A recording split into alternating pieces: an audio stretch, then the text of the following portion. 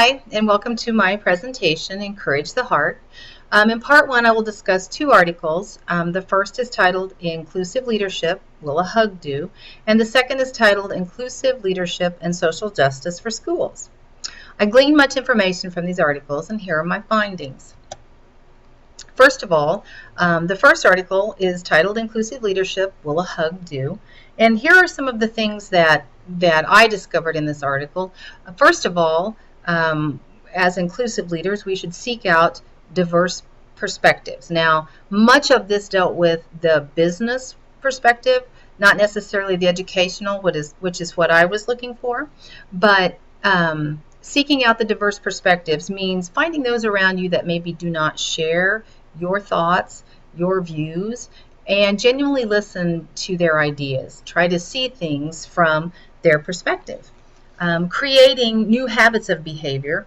Know that your thought patterns have been established over a period of many years, and changing those patterns will take much time and effort.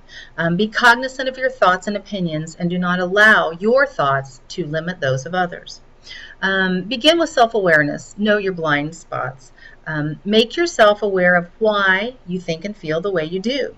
Others may not share those same thoughts and feelings, so be open. See the talent in front of you. Search for individual skills. People have so many skills that they may not share, or skills that have gone unnoticed. So continually look for strong points in others and bring them to light. Inclusion does not imply consensus. This particular article was primarily focused, again, on the business world, and it simply stated that all need to share in the process, but that ultimately the leader may have to make the final decision. Consensus means that all agree, and that is not the case with inclusive leadership. All may have ideas, independent thoughts, and valued input, but they may not agree with the final decision that the leader makes. See the world from the other person's point of view, and do so without judgment. We need to step outside of ourselves and think from another's perspective. Why do they value what they value? Why do they think the way they do? If we can understand the whys of that individual, maybe that will help us to understand their thought process. Obviously, we need to be respectful if we do not agree with them. Be an agent who develops and inspires and enables others. Promote others, encourage them, and assist them in gaining confidence. It needs to be safe for interpersonal risk-taking. No feelings of rejection or embarrassment can take place. All too often, people are shot down or they're embarrassed when they make suggestions that do not conform to the majority, or it's not popular with the strong personalities. A leader needs to create an environment that is safe. People may share things that are off the wall or out there, and yet sometimes those are the best ideas. We cannot limit those around us to only our thoughts. This is the environment we want for our students, so why not create it for staff as well? The second article is titled Inclusive Leadership and Social Justice for Schools. This talks about how leadership should be about deep moral purpose, like social justice. This message is a recurring one. It states that inclusion in any form requires an earnest belief and an earnest effort. People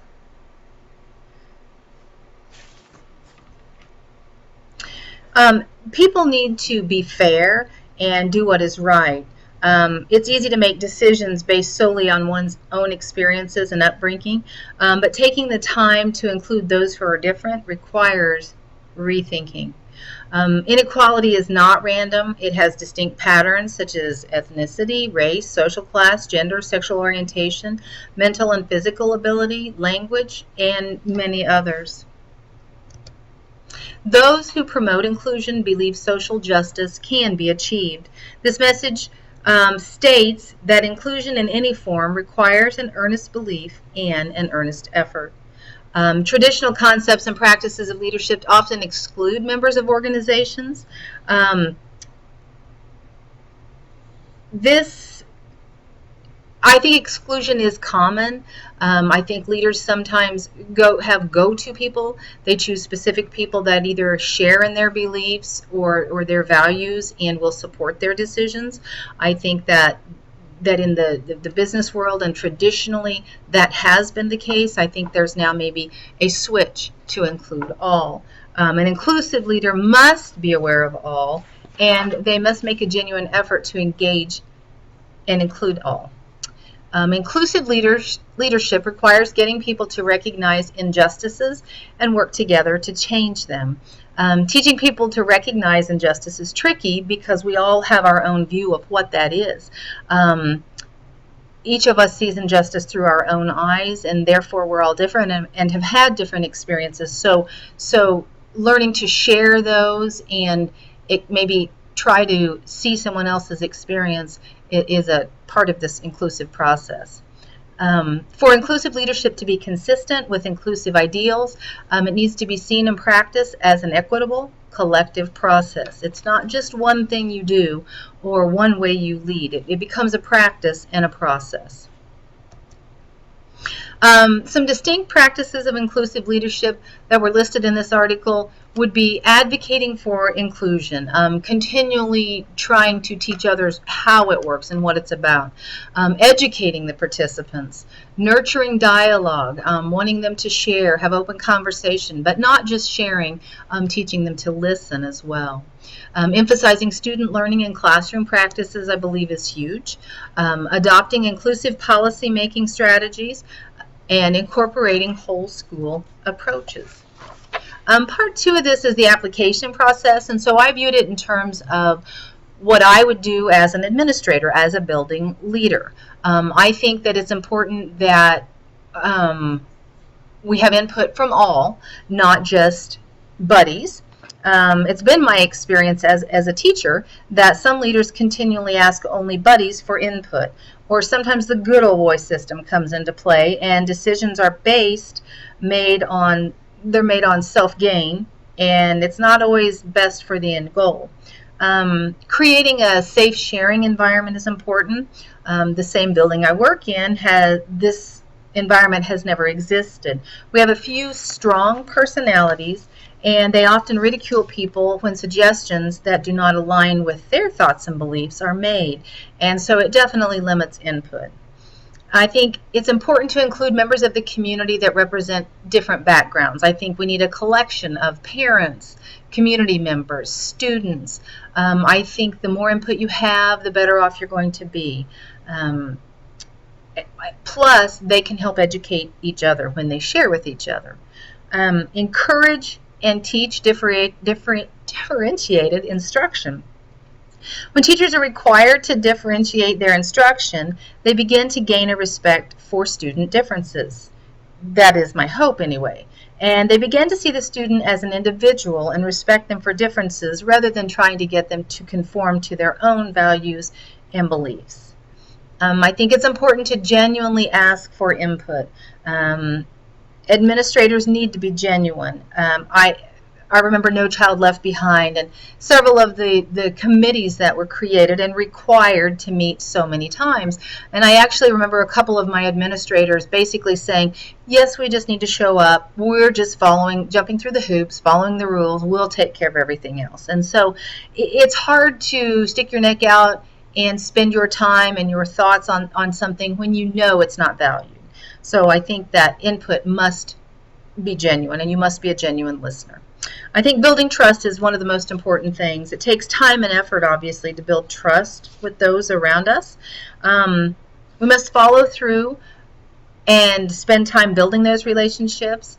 If a foundation can be built, those who will trust might be willing to stick their necks out and become part of a team, and maybe share things they wouldn't share prior to that. Part 3 is identify and describe leadership challenges. Again, I thought of it in terms of the educational system. And first of all, I think getting everyone on board, getting all on board is a huge challenge. There are so many self-serving people, and they just struggle thinking beyond themselves. So getting them to be on a team that shares a common goal is difficult, which leads into my second challenge, and that is finding and maintaining a common goal. As a building leader, obviously my first goal is it best for kids? And that's going to be my basis for most all decisions. Now, how do I share that with others? How maybe I can listen to others and we can tweak that a little bit. But I think maybe if we all understand that that's a primary goal, then as we make decisions, we can revert back to that. Again, I cannot be the only decision maker. Motivating and teaching underperformers in any field would be a challenge for me as a leader. I was raised to believe that you do what is expected and you don't quit until you figured it out and done a good job.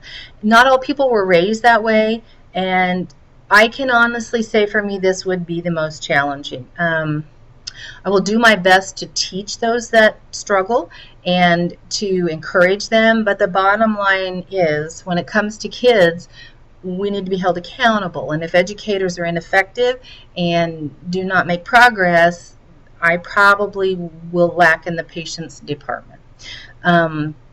Communication, I think, is an important challenge because I think oftentimes the intent is there and maybe leaders run out of time. I think it's important that we maintain a line of communication that relays appreciation and respect to all, not just certified staff, but non-certified as well.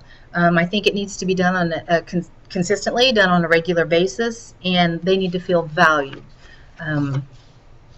Sharing the load, not wanting to fix everything independently is very important. Again, growing up, my dad always said, if you want something done right, you do it yourself. And if that means, you spend 10 to 12 hours a day doing it by yourself, then you do it. And having to think outside of that and let go of some responsibilities so that others can be empowered and share will be a learning process for me. How to see things from others' perspectives. I think this will require much practice, definitely much respect, and of course trust. I think again this is an important part of the whole process.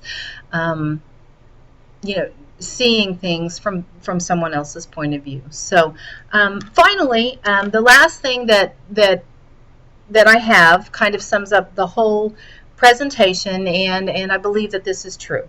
Inclusive leadership is one of the promising approaches to leadership that allows us to work towards social justice in our schools and communities.